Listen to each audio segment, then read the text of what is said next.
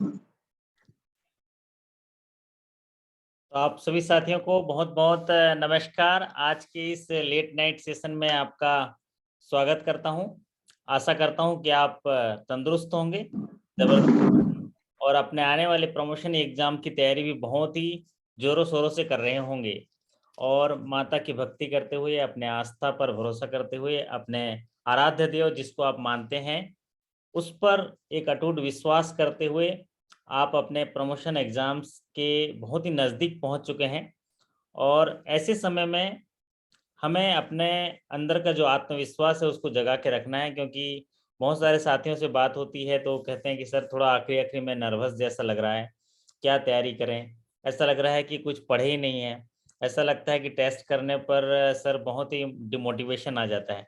तो ये जो चीज़ें हमारे तमाम साथी जो है कहते हैं, मुकेश जी नमस्कार, मोहम्मद आसिफ हुसैन जी नमस्कार, सूरज प्रकाश जी, अमरदीप जी, सभी को नमस्कार।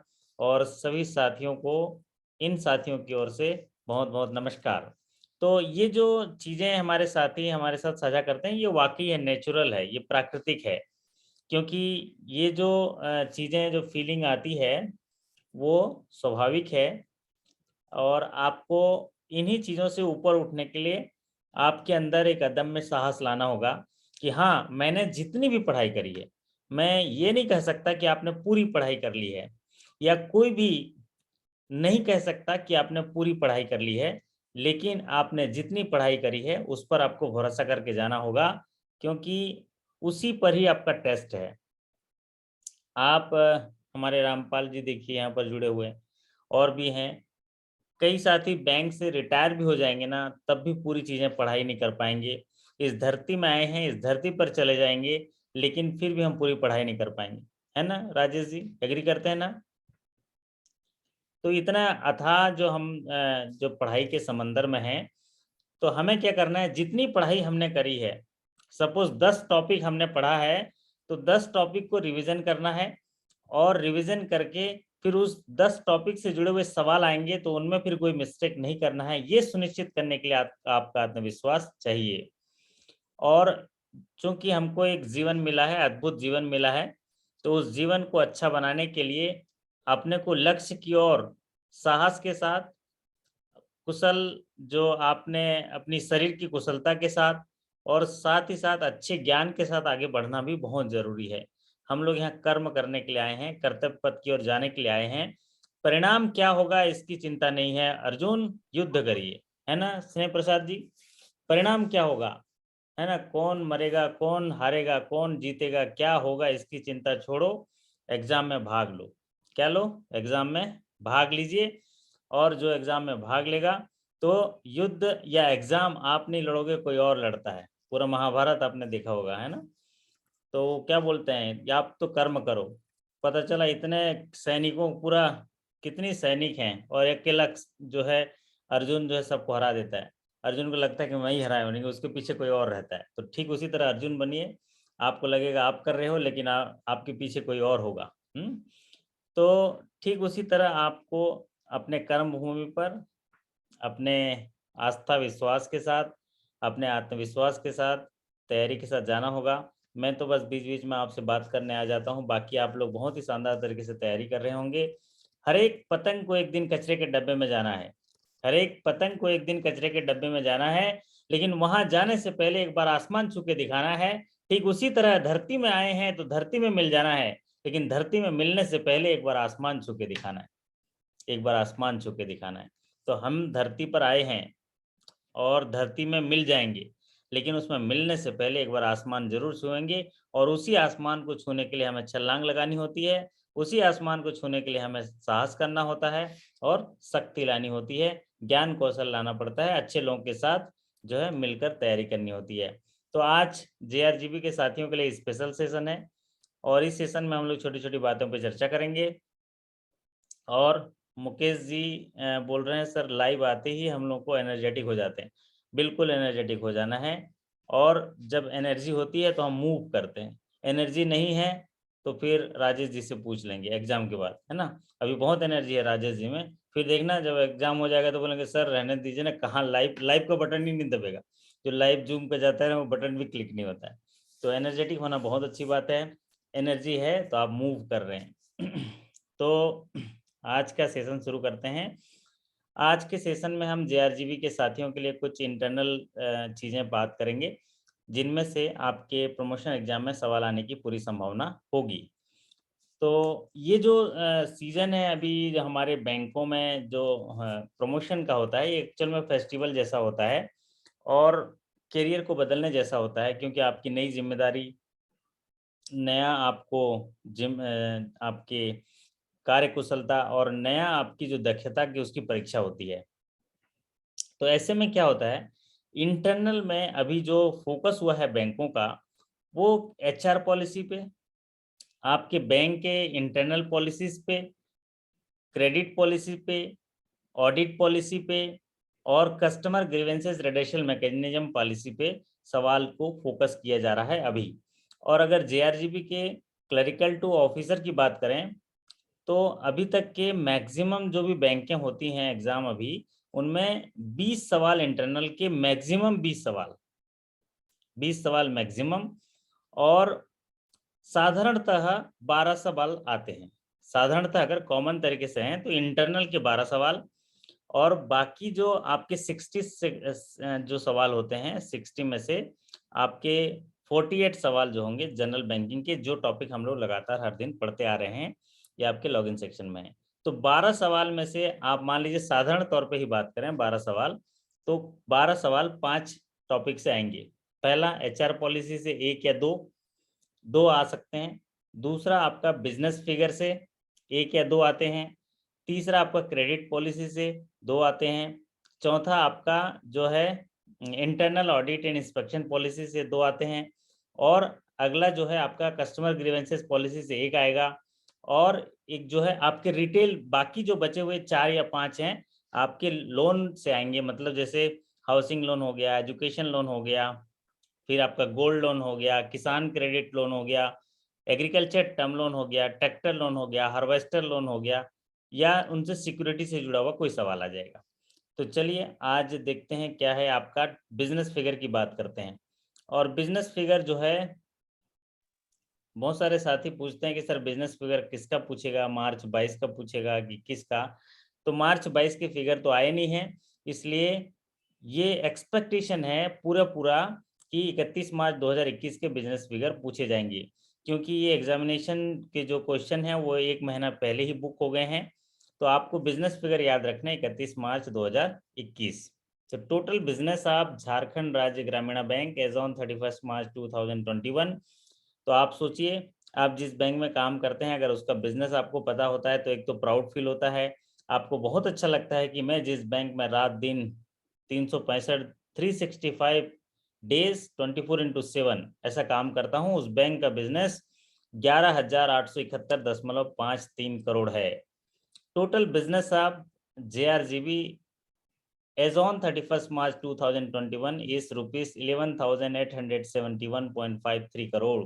मतलब जिस बैंक में आप काम करते हैं आपको प्राउड फील होगा जानकर कि उस बैंक का बिजनेस 11,871.53 करोड़ है। मतलब 12,000 करोड़, इसको अगर याद करने के हिसाब से लेंगे तो 12,000 करोड़ का बिजनेस करते हैं। एक महीने में 1,000, 12 महीने में 12,000, है ना, 12,000 करोड़। और जब इस तरह याद करते हैं तो एग्जामिनेशन में आएगा तो इसको आप टिक कर लीजिएगा, एग्जामिनेशन में तो 11,871.53 करोड़ ही होगा। अभी क्या हो रहा है, इसी साल देखा गया है कि ग्रोथ परसेंट पूछ रहा है। पहले 2021 या 19-20 में देखा गया था कि ग्रोथ परसेंट नहीं पूछा जा रहा था, लेकिन अभी पूछ रहा है कि बिजनेस का ग्रोथ कितना है। तो ईयर बाय ईयर, जो ईयर टू ईयर जो ग्रोथ है वो वाई ग्रोथ बोलते हैं उसको ईयर ओवर ईयर ग्रोथ जो होता है, पिछले साल से इस साल कितना ग्रोथ हुआ, 11.69%। मतलब 11.69% का ग्रोथ हुआ है बिजनेस में, ये अच्छा ग्रोथ माना जाएगा। वैसे टोटल बिजनेस जो है 11,871.53 करोड़ है। तो आपको दोनों चीज़ें याद रखनी है। और अब बात करते हैं ये जो बिजनेस है 11,871.53 करोड़, इसमें डिपॉजिट कितना है, इसमें डिपॉजिट कितना है, वाह, ये हुई ना बात। ये कौन सा ऐसे ही काम करते हैं हमारे स्नेह प्रसाद जी, चारों तरफ कस्टमर देखो, इसके पीछे भी 2-4 खड़े होंगे, ये पीछे का फोटो नहीं आ पाया है लेकिन ये पीछे भी होंगे, इसीलिए तो डिपॉजिट देखिए टोटल 11,871 करोड़ में से 8,400 करोड़ डिपॉजिट है। ये भैया ऐसे ही काम करता होगा हमारा, देखो है सामने नया नोट का गड्डी रख दिया है, ये तो सबको नया नया नोट दे रहा है, तो कैसे नहीं डिपॉजिट करेंगे भैया, हैं सर्विस बढ़िया दे रहा है, वाह। ये देखो हमारे स्नेह प्रसाद जी बढ़िया कैशियर है जी, नया नया नोट देता है तो चलो सबरे देखो इधर 4-5 कैसे काम करते हो यार, है इधर लाइन लगा है इधर पीछे, और पीछे भी 4-5 होंगे। तो एज ए ग्रामीण बैंक का आपके अदम्य साहस को मैं बहुत ही सराहना करता हूँ, कैसे करके कैश मिलाते होगे चारों दिशाओं से, एक तो केबिन वेबिन रहता भी नहीं होगा कई जगह में, और सारे ग्राहक आ जाते हैं और सब तरफ कितने तो हाथ आ जाता है पता नहीं, है ना राजेश जी, कितने 4-5 तो हाथ आ जाता है, इधर लो भैया पासबुक दे प्रिंट करे, सारा सारा मशीन इधर ही होगा शायद। एक क्लर्क के पास यहाँ पर कैशियर के पास कैश भी है, देखो खुले में कैश रखा है, तो बोलता है जय माता दी आज कैश मिल जाएगा भगवान आप ही संभाल लेना कैश को। तो ग्राहक भी आप देखे होंगे ऐसे अच्छे ग्राहक रहते हैं कि अगर धोखे से ज़्यादा चला गया ना तो ला के दे देंगे कि मैनेजर साहब आइए पैसा थोड़ा ज़्यादा आ गया था आप रख लो, इसी तरह गांव में ग्राहक होते हैं, सच्चे ग्राहक होते हैं, वो घबरा जाते हैं कि पैसा ज़्यादा आ गया कल पुलिस आ जाएगी, इससे अच्छा कि बैंक के बाबू को दे दो। बाकी शहरों में तो ये नहीं है, शहरों में तो भैया अभी अलग है, बट विलेज एरिया में ये ट्रेंड अभी भी है। तो आपका टोटल बिजनेस 11,871.53 करोड़, उस टोटल बिजनेस में टोटल डिपॉजिट आपका 8,421.41 करोड़, मतलब आपका डिपॉजिट जो है हर दिन झगड़ा होता है सर, हाँ क्योंकि आजकल डिमांडिंग पब्लिक हो गए हैं, उनको क्या करते हैं ये बाहर कार खड़ी कर लेंगे, कार का इंजन ऑन होगा, या आजकल तो बाइक भी बंद नहीं करते, बाइक बुलेट बुर्र बुर्र बुर्र करता रहता है, बुलेट ऑन रहेगा, है ना राजेश जी, बुलेट ऑन रहेगा और बोलेंगे जल्दी दो जल्दी पैसा हमारा बुलेट ऑन है। तो अपेक्षाएं बढ़ी हैं, बैंकिंग के प्रति अपेक्षाएं बढ़ी हैं, और माहौल थोड़ा बदला है, और अवेयरनेस बहुत ज़्यादा हो गया है, क्योंकि हमारे मोदी साहब है ना हर घर पहुंच जाते हैं कि चलो खाता खोलेंगे, चलो पैसा निकालेंगे, चलो क्या करेंगे, तो एक अच्छा एक क्रांति है जिसकी वजह से होता है। और दूसरा जो झगड़ा की बात होती है वो इसलिए क्योंकि स्टाफ जो है, जैसे कस्टमर रेशियो बढ़ा है 2014-15 से, और स्टाफ क्या हुआ है घटा है, स्टाफ क्या हुआ है घटा है, तो उसी वजह से है। तो अब ये क्या है टोटल डिपॉजिट की बात करते हैं, 8,421.41 करोड़, और ईयर टू ईयर ग्रोथ जो है 10.98%। अब आप सोचिए कि 11,573 जो करोड़ है, 11,871 करोड़ जो टोटल बिजनेस है, टोटल बिजनेस में से 8,521 करोड़ जो है टोटल डिपॉजिट है, और आपका जो टोटल डिपॉजिट है उस टोटल डिपॉजिट में आपका जो कासा डिपॉजिट है, कासा डिपॉजिट ₹5,410.53 करोड़, 5,410.53 करोड़ जो है कासा डिपॉजिट है। और कासा डिपॉजिट एक ऐसा डिपॉजिट है जहां पर लो कॉस्ट डिपॉजिट कहते हैं, और लो कॉस्ट डिपॉजिट जिसमें करंट अकाउंट और सेविंग अकाउंट आता है, और इसका परसेंटेज देखिए कासा का 64.25%, ये तो कमाल का है, बहुत अच्छा है। तो आपका तीन तीन फिगर हम लोग यहाँ डिस्कस किए, पहला टोटल डिपॉजिट जो 11,871 करोड़ है, और टोटल बिजनेस जो है 11,871 करोड़ है, टोटल डिपॉजिट जो है 8,421 करोड़ है, और कासा डिपॉजिट जो है 5,410.53 करोड़ है। तो 8,421 में से 5,410.53 करोड़ जो है कासा है, 64.25% कासा है, जो बहुत अच्छा माना जाएगा। दरअसल ये 35% से जब ऊपर कासा होता है तो उसको अच्छा माना जाता है, ये तो आपका 2 गुना है उससे ज़्यादा, तो बहुत अच्छा है। अब आती है ये काम होता है कमाई वाला काम, है ना, ये काम होता है बैंक के लिए प्रॉफिट कमाने का काम, कि जो पैसा पब्लिक ने डिपॉजिट किया है उसको सही जगह डिप्लॉय करना लोन के रूप में। लोन के रूप में डालना मतलब पैसों के पेड़ लगाना। कहीं आप अपना पैसा लगा दिए, देखिए मैनेजर साहब झोला में लेके पैसा लेके जाते हैं, सबको एक जगह मुद्रा लोन, एक जगह एसएचजी, क्या क्या ऐसे करके देते हैं। तो ये टोटल एडवांसेस है। तो total advances of JRGB as on 31 March 2021 3,450.12 crore, 3,450.12 crore. और ईयर टू ईयर ग्रोथ जो है 13.47% है। तो आपका इसमें स्नेह जी अगर कैलकुलेटर है तो लगा दो जरा, इसमें सीडी रेशियो निकाल दो। सीडी रेशियो भी एक जगह पूछता है। सीडी रेशियो के लिए क्या करो, 3,450.12 डिवाइडेड बाई 8,421 जो डिपॉजिट है उसको डिवाइड कर दो, तो सीडी रेशियो निकल जाएगा। तो सीडी रेशियो जो है जेआरजीबी का भी निकाल लीजिए, कितना परसेंट है, 3,450.12 डिवाइडेड बाई आपका 8,421.41 करने के बाद कैलकुलेटर में जरा टाइप करके बता दीजिए, 40.97 आ रहा है, 40.97। तो क्योंकि देखो 8,421 करोड़ आपका डिपॉजिट है, 3,450.12 करोड़ मतलब ये आपका एडवांसेस है। तो 40% जो है आपका सीडी रेशियो है और 41% सीडी रेशियो है।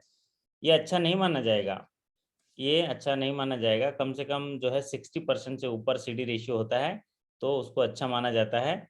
प्रॉफिट जो है ज़्यादा एक्सपेक्टेशन रहता है, बशर्ते सही जगह वो पैसा लगा हो।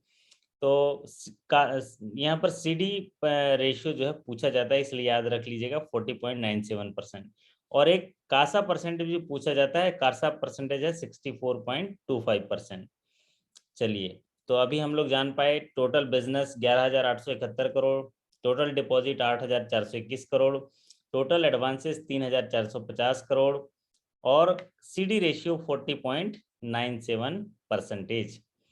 अब आते हैं एनपीए, और यहाँ पर एनपीए की बात करते हैं। तो टोटल जो लोन है आपका 3,450.12 करोड़, उसमें जो ग्रॉस एनपीए है वो 317.28 करोड़ है। तो gross NPA of JRGB as on 31 March 2021 वो है 317.28 करोड़। और ग्रॉस एनपीए का जो परसेंटेज है वो है 9.20%। कितना है, 9.20% जो है ग्रॉस एनपीए की बात है।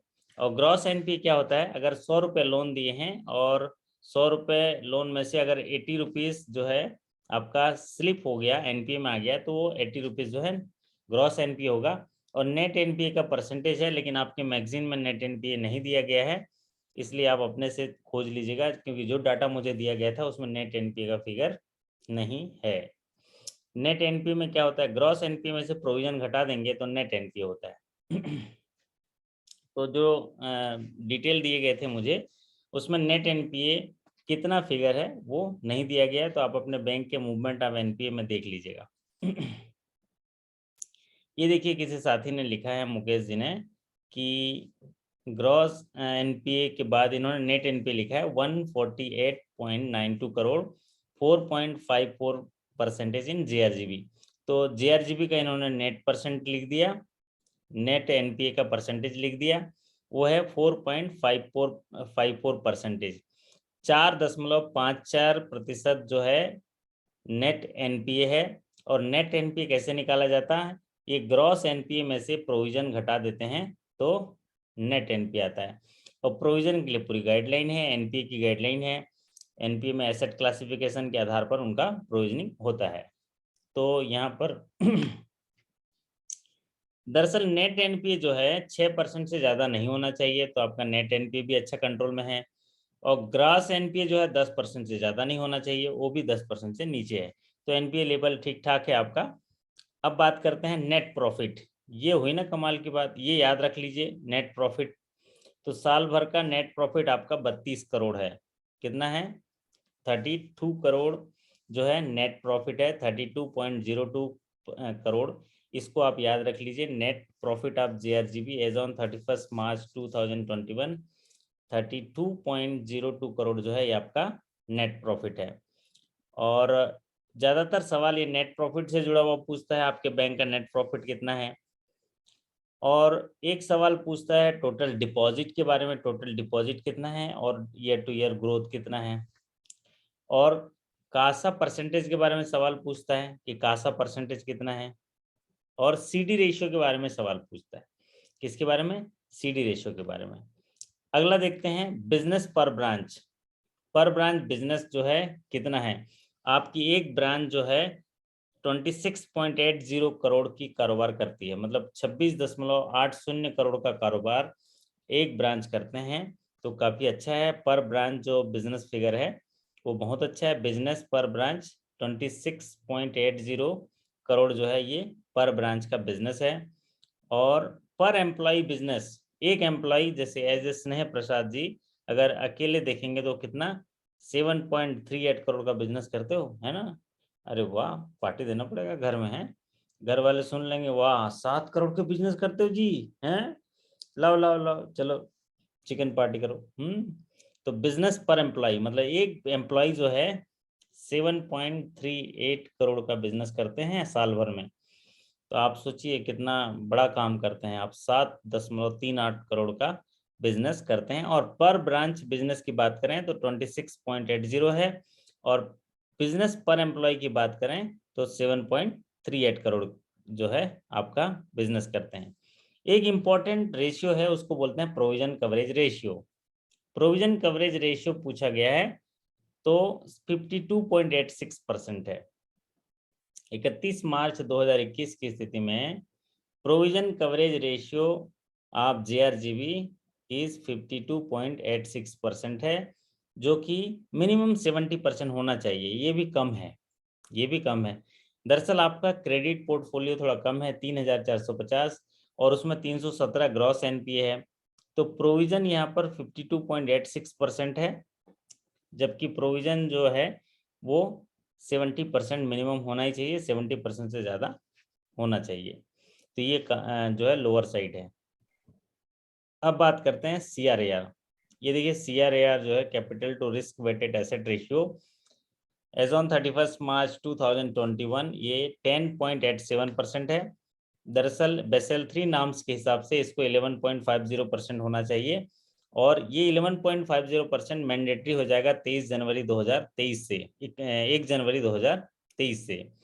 तो ये भी थोड़ा लोअर साइड है, ये भी जो है 10.87% capital to risk weighted asset ratio, capital adequacy ratio. ये वो रेशियो होता है कि जो भी एसेट हम बांटते हैं उसका रिस्क होता है, और उस रिस्क को मिटिगेट करने के लिए हमारे पास पूंजी होना चाहिए। तो अगर 10 मतलब ये क्या होता है, जो बेसल के हिसाब से 11.50% है। अगर आपके पास 11.5 रुपए है तो आप 100 रुपए का लोन बांट पाइएगा, 100 रुपए वाले रिस्क वाले लोन बांट पाइएगा। तो ठीक उसी तरह ये आपका 10.87% है, ये कम है, 11.50% होना चाहिए capital to risk advocacy ratio. अब बात करते हैं कुछ हाइलाइट्स जो आपके बैंक का अच्छा है, क्योंकि जो अच्छा होता है उसके बारे में सवाल पूछे जाने की संभावनाएं रहती हैं। 2020 और 21 में नए अकाउंट ओपन किए गए हैं 9,09,875, highest by any bank in the state, ये आपके मैगजीन में लिखा हुआ है। तो मोस्ट प्रोबेबली ये है कि ये सवाल जो है क्लिक कर जाते हैं प्रमोशन एग्जाम को देखते हुए, आपके मैगजीन्स में जो हाईलाइट लिखे गए हैं उससे जुड़े हुए सवाल पूछे जाने की संभावनाएं रहती हैं। तो नए अकाउंट ओपन किए तो 9,09,875, और क्रेडिट लिंकेज SHG, क्योंकि ग्रामीण बैंक में एक प्राइम रोल रहता है नाबार्ड का, और नाबार्ड जो है रूरल डेवलपमेंट में काफ़ी काम करता है। तो credit linkage of SHG financial year 2020 and 21 में कितने क्रेडिट लिंकेज किए गए SHG को, मतलब SHG जो बने हैं उन SHG फॉर्मेशन हुआ है, और उन SHG को जो है क्रेडिट के रूप में बैंक के साथ लिंक किया गया है, उनको वित्त पोषित किया गया है। और ये वित्त पोषण में कितने ग्रुप किए गए हैं, 33,156, 33,156 क्रेडिट लिंकेज किए गए हैं SHG में। और आपके मैगजीन में लिखा है highest by any bank in the state, तो आपके मैगजीन के आधार पर इसको मान लें हाईएस्ट। तो ये अच्छे अचीवमेंट हैं आपके बैंक के, इसीलिए आपको इसको याद रखने की जरूरत है। चलिए अब आगे बढ़ते हैं। आगे है आपका जो पूछा जाता है कितने डिस्ट्रिक्ट में आपकी सर्विस होती है ना। तो ये कौन सा चौराहा है रांची का? ठीक है, धोनी चौराहा, पता नहीं क्या चौराहा। तो सर्विस डिस्ट्रिक्ट ऑफ JRGB, तो आपको ये याद रखना है कि 24 जिलों में आपका जो है कारोबार फैला हुआ है, 24 जिलों में आप जो है काम करते हैं, तो ये भी बात है। और कितने एम्प्लॉई हैं, जरा कोई साथी यहाँ टाइप करके बता देंगे आपके बैंक में कितने हैं, नंबर ऑफ एम्प्लॉई 31 मार्च 2021 की स्थिति में कितने एम्प्लॉई हैं। क्योंकि वहाँ पर एम्प्लॉय टोटल तो नहीं पूछता है, लेकिन आपको जानकारी के लिए 1608 एम्प्लॉय हैं और 24 जिलों में काम करते हैं। तो 1608 एम्प्लॉय हैं, 24 डिस्ट्रिक्ट हैं, और एक फाइनेंशियल लिटरेसी जो सेंटर होते हैं, कैंप नहीं, फाइनेंशियल लिटरेसी सेंटर्स हैं 1250। तो 1250 जो है फाइनेंशियल लिटरेसी सेंटर हैं, जहां से वित्तीय साक्षरता के लिए प्रयास किए जाते हैं। गांव-गांव में जाके उनको सरकार की जो योजनाएं हैं, जो बैंक से आर्थिक योजनाएं हैं, उनके बारे में जागरूक किया जाता है। बैंकिंग के जो महत्वपूर्ण योजनाएं हैं, बैंकिंग के बारे में जागरूकता फैलाई जाती है। लोगों को उनके लेन देन से संबंधित जो है उनको अवेयरनेस दिया जाता है। और ये फाइनेंशियल लिटरेसी जो सेंटर हैं 1250 और 1608 जो आपके कर्मचारी हैं, आपके अधिकारी और कर्मचारी हैं, वो मिलके जो 24 डिस्ट्रिक्ट में कारोबार करते हुए 11,871 करोड़ का बिजनेस करते हैं, कारोबार करते हैं, जिसमें 8,421 करोड़ जो है डिपॉजिट है, 3,450 करोड़ जो है एडवांसेस है, 64.21% जो है आपका कासा है, और CD रेशियो 40.97% है।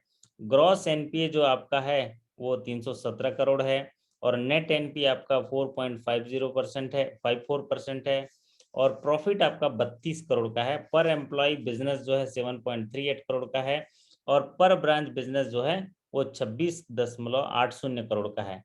तो ये टोटल कारोबार जो है आपका बिजनेस का है। इसमें से एक या दो क्वेश्चन आने की संभावनाएं रहती हैं। अब बात करते हैं स्पॉन्सर बैंक। आपका स्पॉन्सर बैंक कौन सा है? Sponsor bank target for 2022 sir. हाँ, टारगेट भी पूछा जाता है। टारगेट आप एक बार पूछा गया है, मतलब कम पूछे जाने की संभावनाएं रहती हैं। टारगेट पूछा गया है कि एडवांस का टारगेट कितना है, डिपॉजिट का टारगेट कितना है, और टोटल बिजनेस का टारगेट कितना है। तो 3 टारगेट अगर आपको कहीं मिलेंगे, आपके कॉर्पोरेट गोल में होगा। बैंक में अप्रैल या मई में आपको कॉर्पोरेट गोल जो है भेजे जाते हैं, या जो ब्रांच मैनेजर जाते हैं रिव्यू मीटिंग वगैरह में, उनको जो एक सीट दी जाती है उनमें कॉर्पोरेट गोल भी होता है। तो कॉर्पोरेट गोल में 3 चीज़ें आप याद रख लीजिएगा। पहला, टोटल बिजनेस का गोल कितना है, और टोटल डिपॉजिट, टोटल एडवांसेस। तो यहाँ पर स्पॉन्सर बैंक की अगर बात करें तो state bank of India sponsor bank है। हेड ऑफिस रांची में, 1 अप्रैल 2019 के ऐसे ही इफेक्टिव है। इससे पहले वनांचल बैंक था, तो मर्जर वगैरह हुआ, उसके बाद इसका नाम है झारखंड राज्य ग्रामीण बैंक हुआ, जिसका sponsor bank state bank of India है। इसमें कैपिटल शेयरिंग होता है, सेंट्रल गवर्नमेंट, स्पॉन्सर बैंक और स्टेट गवर्नमेंट। तो सेंट्रल गवर्नमेंट का जो शेयर होता है 50%, स्पॉन्सर बैंक का जो होता है वो 35%, और स्टेट गवर्नमेंट का जो होता है वो 15%। तो ये सवाल भी इम्पोर्टेंट काफ़ी पूछा जाता है कि कैपिटल शेयरिंग पैटर्न कैसा है गवर्नमेंट, स्पॉन्सर बैंक और स्टेट गवर्नमेंट के लिए, central government, state government and sponsor bank. अगला आपका जो ट्रेनिंग की पीरियडिसिटी, ट्रेनिंग की पीरियडिसिटी कितनी कितनी होती है, मतलब एक ऑफिसर को ट्रेनिंग जो है कितने समय दी जाती है। तो एक अगर ऑफिसर हैं तो उनको 2 साल में एक बार ट्रेनिंग जो है दे जाने की पॉलिसी है आपके पॉलिसी के हिसाब से। एक ऑफिसर ऑफिसर शुड बी, जो ट्रेनिंग होता है उनकी पीरियडिसिटी ऑफ ट्रेनिंग होती है ऑफिसर के लिए वो 1 in 2 year, और जो ऑफिस असिस्टेंट हैं उनके लिए जो पीरियडिसिटी ऑफ ट्रेनिंग जो है वो 1 in 3 year, और ऑफिस अटेंडेंट हैं वो 1 in 5 year। तो 2, 3, 5 याद रख लीजिए। ऑफिसर को 2 साल में एक बार ट्रेनिंग, और ऑफिस असिस्टेंट को 3 साल में, और ऑफिस अटेंडेंट को 5 साल में एक बार। तो ये आपका ट्रेनिंग से जुड़ा हुआ। और आता है एक ये सवाल पूछता है कि टेम्परेरी ट्रांसफ़र जो है कितने दिनों के लिए किया जाता है। तो टेम्परेरी जो ट्रांसफ़र होता है वो हॉस्पिटल ग्राउंड पे, या कोई क्रोनिक डिजीज़ हो गया है, तो ऐसे कुछ जो कठिन परिस्थितियों के लिए टेम्परेरी ट्रांसफ़र का प्रावधान होता है। तो ये टेम्परेरी ट्रांसफ़र जो होंगे वो 90 डेज़ के लिए ये किए जाते हैं, 90 दिनों के लिए इसका प्रावधान होता है। अब आता है एक रूटीन ट्रांसफ़र जो होगा। रूटीन ट्रांसफ़र जैसे हर साल रूटीन ट्रांसफ़र होता है, तो आपके एचआर पॉलिसी में के अनुसार जो रूटीन ट्रांसफ़र होंगे, या जैसे हर साल के लिए मार्च की क्लोजिंग के बाद जो ट्रांसफ़र होते हैं, उनके लिए कट ऑफ डेट रखा हुआ है। For the routine transfer effected under the policy, normally orders will be issued through an annual exercise in the month of May every year, considering general cut-off date as on 31st May। मतलब जो भी transfer करना है साल भर में, routine transfer करना है चाहे प्रमोशन ट्रांसफ़र करना है, वो 31 मई के अंदर अंदर कर लेना चाहिए। नहीं तो उसके बाद मिड एकेडमिक अलाउंसेस भी का चक्कर होता है, बच्चों के एडमिशन का वगैरह का भी होता है, इसीलिए ये कट ऑफ डेट रखा गया है। तो ये जो आपके एचआर पॉलिसी के हिसाब से कि एक रूटीन ट्रांसफ़र है, उसका जो कट ऑफ डेट है 31 मई रखा गया है। अब बात करते हैं स्टाफ ग्रीवेंसेस रेडिशल डे। आपके बैंक में एक मैकेनिज्म है जिसमें स्टाफ के ग्रीवेंसेस सुने जाते हैं, और ये ग्रीवेंसेस जो है जनरल मैनेजर जो है कंसर्न स्टाफ को रिडर्सल करता है, और वो एक डे मनाते हैं स्टाफ ग्रीवेंसेस रिडर्सल डे, और वो है 15th of the each month. हर महीने की 15 तारीख को एक स्टाफ ग्रीवेंसेस रिडर्सल डे मनाते हैं। तो स्नेह प्रसाद जी बोल रहे हैं नहीं मनाते हैं कि नहीं मनाते हैं पता नहीं बोल रहे हैं। हाँ, अभी पता चला है। तो एग्जाम में आए तो उसको 15 तारीख लिख देने का है। फिर ब्रांच में कहाँ स्टाफ ग्रीवेंसेस करता है। स्टाफ ग्रीवेंसेस तो है ही नहीं, इसलिए नहीं मनाते। होता तो मनाते, है ना। तो स्टाफ को तो ग्रीवेंसेस करने के लिए समय चाहिए ना, तो स्टाफ को तो समय ही नहीं मिलता है। तो इसलिए वो ग्रीवेंसेस ही नहीं होता है। तो which day of the each month will be staff grievances redressal day, and the general manager will listen the grievances of concerned staff for its redressal on the which day of each month as per the HR policy of JRGB। तो JRGB के HR policy के अनुसार हर महीने की 15 तारीख को staff दिवस मनाया जाता है, स्टाफ ग्रीवेंसेस रिडेशल डे। मतलब अधिकारी कर्मचारी शिकायत निवारण डे मनाया जाता है, और उस शिकायत को जनरल मैनेजर सुनते हैं और उनको शिकायत को दूर करते हैं। ये 15 तारीख आप याद रखिएगा। तो आज के लिए ज़्यादा तैयारी नहीं कर पाए हैं, आज थोड़ा लेट आया था। जैसा कि मैं बता दूं, अभी हम लोग का सेंट्रल स्टेटिस्टिक्स जो ऑडिटर है वो प्रोग्राम चल रहा है, जिसकी वजह से थोड़ा ज़्यादा समय आपको नहीं दे पा रहे हैं। लेकिन मुश्किलों से कह दो कि उलझा न करे हमसे, हमें हर हाल में जीने का हुनर आता है। तो मुश्किलें तो आएंगी, है ना। अगर सही समय है और सब चीज़ सही है तो उसमें तो कोई भी काम कर लेगा। मतलब सोचिए कि सब चीज़ सही है तो कोई भी मुस्कुरा लेगा, लेकिन कुछ भी सही नहीं है तब मुस्कुराए तो बात है ना। तो इसीलिए कहते हैं कि मुश्किलों से कह दो कि उलझा न करे हमसे, हमें हर हाल में जीने का हुनर आता है। कहते हैं ना कि सब चीज़ सही है। खुशी का समय है ना राजेश मीना जी। अगर बढ़िया समय है, खुशी का समय है, तो कोई भी पार्टी दे देगा, है ना। गम का समय है तो पार्टी दे रहा है, तब बात है ना। हर वक्त गुल बनकर मुस्कुराना है जिंदगी, मुस्कुराहट गम भुलाना है जिंदगी, जीत कर मुस्कुराए तो क्या मुस्कुराए, हार कर मुस्कुराओ तो वो मुस्कुराना है जिंदगी, वो मुस्कुराना है जिंदगी। तो हम लोग ऐसे लोगों में से है कि हर वक्त हमें मुस्कुराना है, और मुश्किल भी सामने आए तो उसको जो है उसको मुश्किलों का सामना करने का हुनर हमारे अंदर है। तो आप सभी के अच्छे कार्य सर निष्पादन। एक सवाल था सर।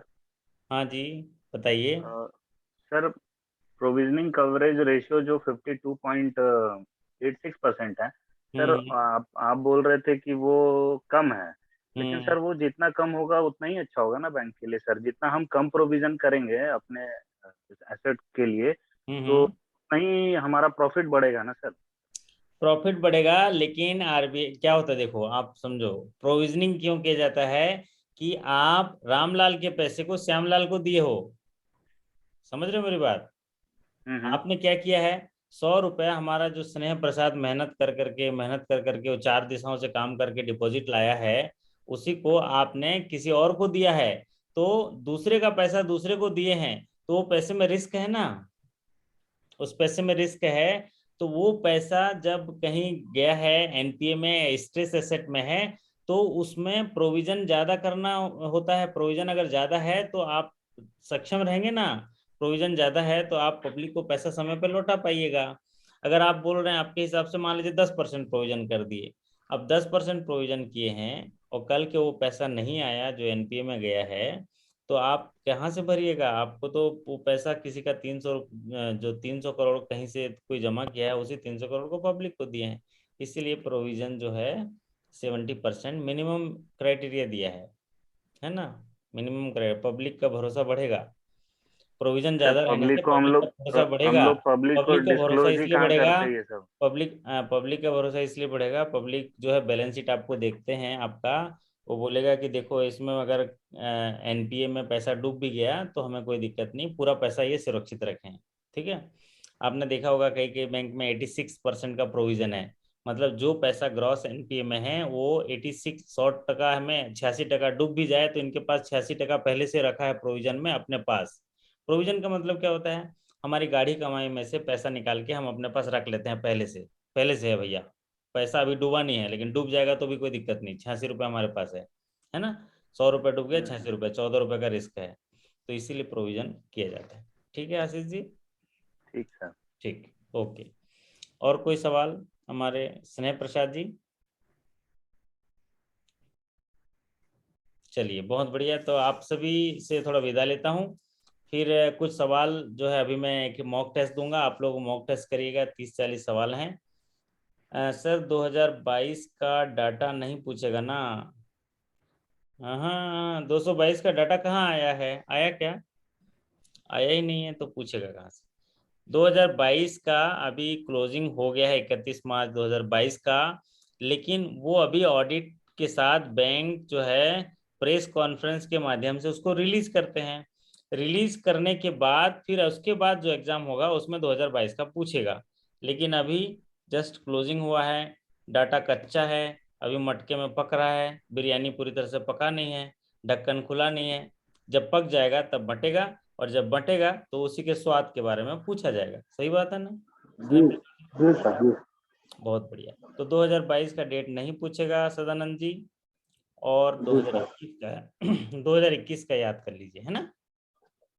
चलिए, तो आपसे विदा लेने का वक्त आ गया।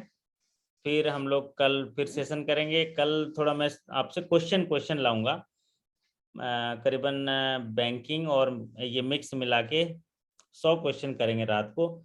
थोड़ा देर रात कर देंगे परसों क्योंकि छुट्टी भी है। तो मान लीजिए 10:15 बजे से बैठेंगे तो 12 बजे तक हम लोग कल पढ़ लेंगे, या 100 क्वेश्चन होते तक पढ़ लेंगे, है ना। सर तो कल परसों क्वेश्चन एग्जाम हम, है सर। हाँ जी, कल एग्जाम है। परसों एग्जाम है सर। हाँ परसों एग्जाम है, शायद शायद, नहीं परसों एग्जाम ही है। हम्म। हाँ सर परसों एग्जाम है सर। तो सर कल तो 100 क्वेश्चन करेंगे, उसमें से 60, 40-50% क्वेश्चन आ जाएगा तो कैसा रहेगा आशीष जी, सर बढ़िया रहेगा ना? बहुत बहुत अच्छा रहेगा सर। शानदार रहेगा, जबरदस्त रहेगा। सर थोड़ा सा हाँ टाइम सर। सर पहले करते सर। लेट नाइट कल कल चाह रहे थे नहीं। सुबह देख लेना, अगर जल्दी उठ जाओगे तो सुबह देख लेना। असल में नहीं सर, पता जो है ना, लाइव सेशन होता है वो ज्यादा बेहतर होता है सर वीडियो बेहतर होता रिकॉर्डिंग है। से। बेहतर तो होता है। मैं कोशिश करूँगा कि थोड़ा जल्दी आ जाऊं, लेकिन कई बार मतलब अपने प्रकृति के हिसाब से कुछ कुछ आ जाता है, लेकिन फिर भी मैं आपके साथ रहूँगा, ठीक है।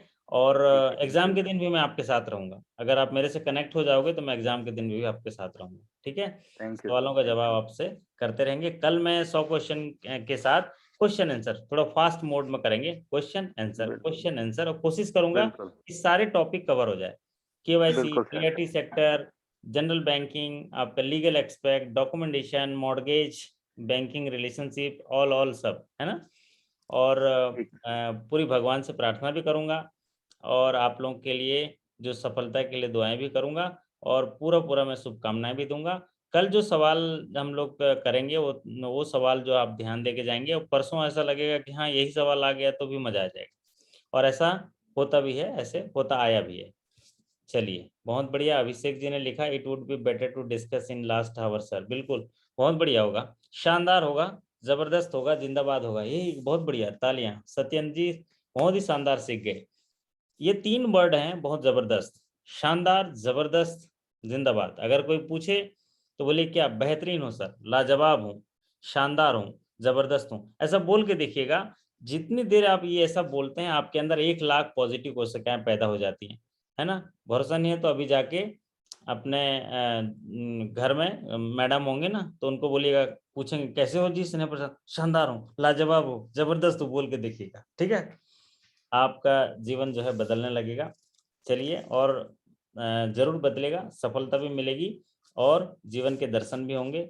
आपसे फिर मुलाकात करेंगे कल, तब तक के लिए आपका नमस्कार। जबरदस्त, हाँ हो जाएगा, आप हैं ना सर, बिल्कुल होगा। ठीक है, तो आपसे विदा लेता हूँ, फिर मुलाकात करेंगे कल, तब तक के लिए धन्यवाद, नमस्कार, शुभ रात्रि। Thank you so okay, much. Good night sir, good night sir. Good night.